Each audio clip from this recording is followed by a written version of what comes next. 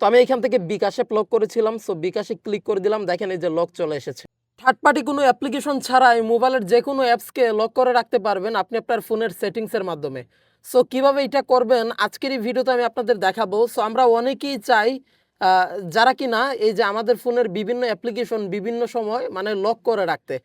কারণ হচ্ছে আমাদের ফোনে অনেক গোপনীয় তথ্য বা অনেক কিছুই কিন্তু আমরা রাখি। সো যেইটা অন্য কাউকে আমরা দেখাতে চাই না। অনেক সময় দেখবেন কি আমাদের ফোনটা আমাদের পরিচিত বা হচ্ছে আমাদের ছোট ভাই বা হচ্ছে আমাদের কোনো কাজিন আমাদের ফোনটা কিন্তু চায় এবং নিয়ে কিন্তু যেকোনো অ্যাপসে কিন্তু তারা কিন্তু ঢুকতে চায়।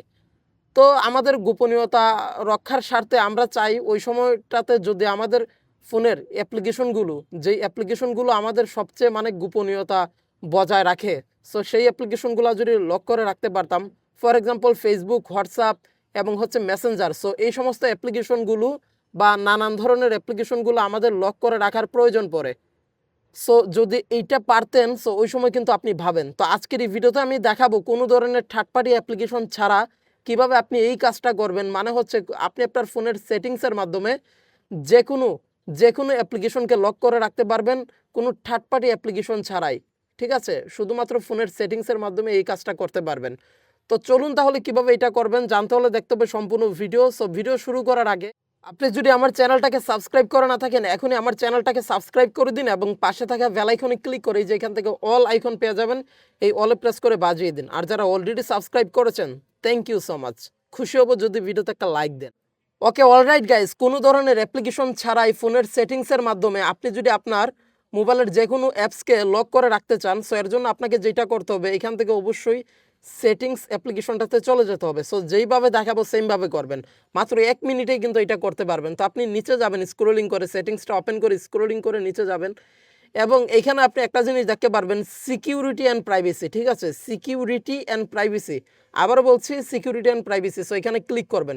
ক্লিক করার পর এরকমটা আসবে, একটু স্ক্রলিং করে আপনি নিচে যাবেন, একদম নিচে চলে যাবেন। নিচে গেলে এখান থেকে দেখতে পারবেন স্পেশাল ফিচার্স। ঠিক আছে? সো এখানে দেখবেন অ্যাপ লক, এই যে অ্যাপ লক পেয়ে যাবেন। তো আপনি হচ্ছে এই অ্যাপ লকের উপর একটা ক্লিক করবেন। সো অ্যাপ লকে ক্লিক করার পর আপনার সামনে এরকম চলে আসবে, এখান থেকে এই যে আপনি যেকোনো অ্যাপকে লক করতে পারবেন। সো এর জন্য আপনাকে যেটা করতে হবে এই যে এখানে ক্লিক করতে হবে, এটা এনেবল করে দিতে হবে। এই যে অ্যাপ লক, এখানে ক্লিক করে এটা হচ্ছে এনেবল করে দিতে হবে এবং এবং হচ্ছে এখান থেকে নিচ থেকে পেয়ে যাবেন সেটিংস। সেটিংসে ক্লিক করবেন এবং এখান থেকে হচ্ছে আপনাকে পাসওয়ার্ড দিতে হবে। সো আপনি 6 ডিজিটের নাম্বার দিয়ে দিবেন, এখান থেকে দিয়ে দিচ্ছি। তো তারপর কনফার্ম করে দিবেন। ঠিক আছে? সো তারপরে এখান থেকে আপনি নিচেরটা সিলেক্ট করবেন, নোট সেট। ঠিক আছে? এই যে কোয়েকশন নোট সেট। তো এখানে এখানে ক্লিক করে দিবেন।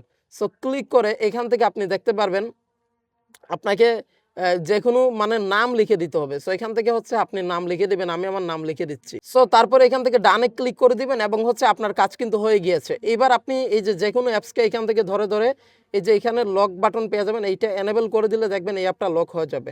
তারপরে এই যে এইটা, তারপর ধরেন আমরা আমাদের বিকাশ অ্যাপ, তাছাড়া হচ্ছে আমাদের এখান থেকে কিন্তু গুগল ক্রোম এগুলো লক করার প্রয়োজন পড়ে এবং হচ্ছে এখান থেকে আরও বিভিন্ন অ্যাপ্লিকেশন রয়েছে, ইমো রয়েছে, ইমো ভিটা রয়েছে এবং হচ্ছে ইনস্টাগ্রাম, ফেসবুক লাইট, এইগুলো কিন্তু আমাদের মেসেঞ্জার, এগুলো কিন্তু আমাদের লক করার কিন্তু প্রয়োজন পড়ে। ঠিক আছে?